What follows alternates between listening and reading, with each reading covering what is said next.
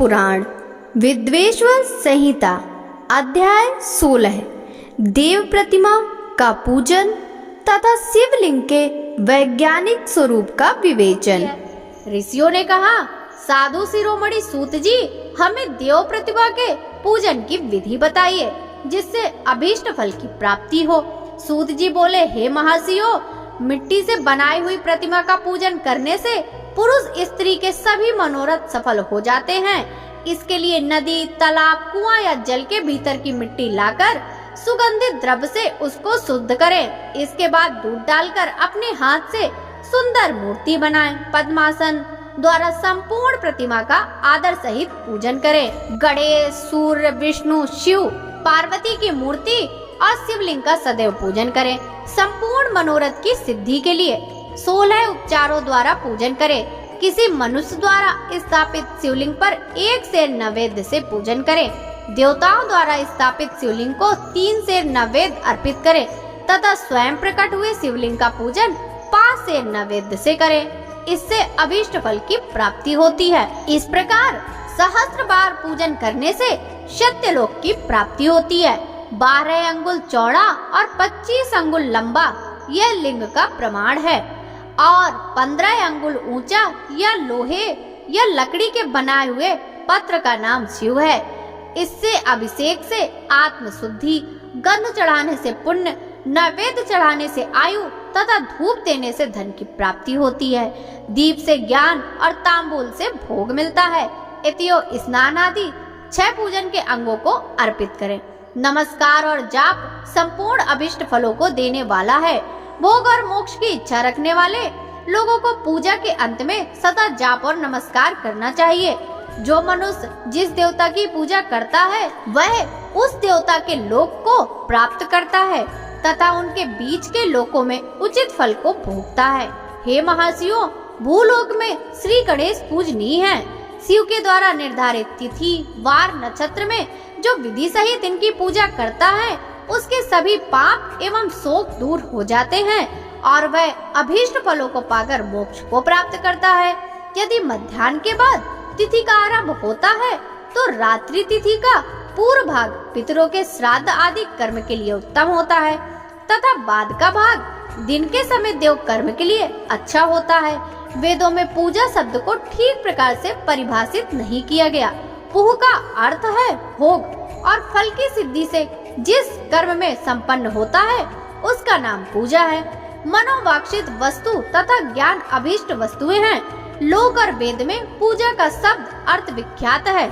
नित्य कर्म भविष्य में फल देने वाले होते हैं।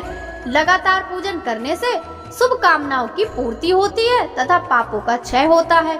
इसी प्रकार श्री विष्णु भगवान तथा अन्य देवताओं की पूजा उन देवताओं के वार, तिथि, नक्षत्र को ध्यान में रखते हुए 16 उपचारों से पूजन एवं भजन करने से अभीष्ट फल की प्राप्ति होती है। शिव जी सभी मनोरथ को पूर्ण करने वाले हैं। महाआद्रा नक्षत्र अर्थात माघ कृष्ण चतुर्दशी को शिव जी का पूजन करने से आयु की वृद्धि होती है। ऐसे ही और भी नक्षत्रों, महीनों तथा वारों में शिव जी की पूजा का भोजन, भोग और मोक्ष देने वाला है। कार्तिक मास में देवताओं का भजन विशेष फलदायक होता है। विद्वानों के लिए यह उचित है कि महीने में सब देवताओं का भजन करें। संयम व नियम से जाप, तप, हवन और दान करें, क्योंकि कार्तिक मास में देवताओं का भजन सभी दुखों को दूर करने वाला है।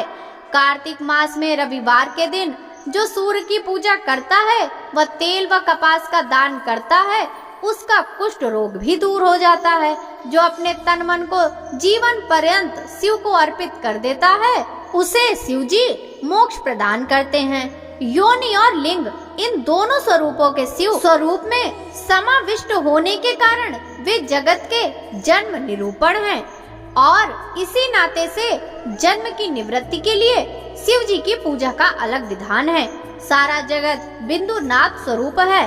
बिंदु शक्ति है और नाद शिव, इसलिए सारा जगत शिव शक्ति स्वरूप ही है। नाद बिंदु का और बिंदु इस जगत का आधार है। आधार में ही आधेय, समावेश अथवा लय होता है। यही सकलीकरण है। इस सकलीकरण की स्थिति में ही सृष्टि काल में जगत का आरंभ हुआ है। शिवलिंग बिंदु स्वरूप नाद है, अतः इसे जगत का कारण बताया जाता है।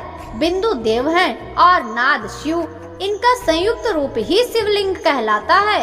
अतः जन्म के संकट से छुटकारा पाने के लिए शिवलिंग की पूजा करनी चाहिए। बिंदु रूपा देवी उमा माता हैं और नाद स्वरूप भगवान शिव पिता।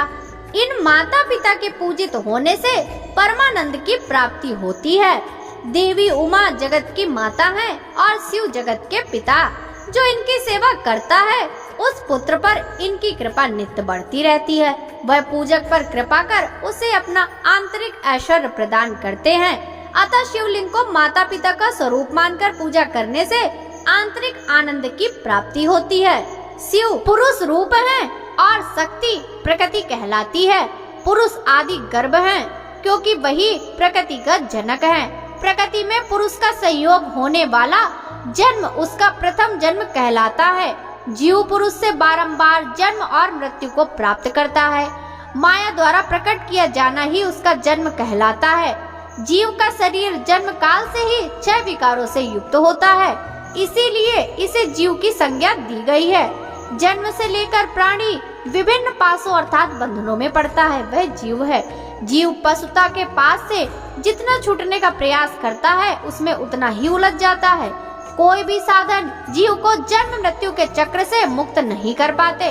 शिव के अनुग्रह से ही महामाया का प्रसाद जीव को प्राप्त होता है और मुक्ति मार्ग का अग्रसर होता है। जन्म मृत्यु के बंधन से मुक्त होने के लिए श्रद्धा पूर्वक शिवलिंग का पूजन करना चाहिए।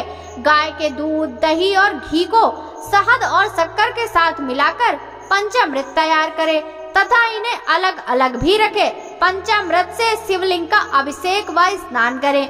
दूध व अन्न मिलाकर नैवेद्य तैयार कर प्रणव मंत्र का जाप करते हुए उसे भगवान शिव को अर्पित कर दें। प्रणव को ध्वनि लिंग, स्वयंभू लिंग और नाद स्वरूप होने के कारण नाद लिंग तथा शिवलिंग को मकार रूप माना जाता है, इसलिए मकार लिंग कहलाता है।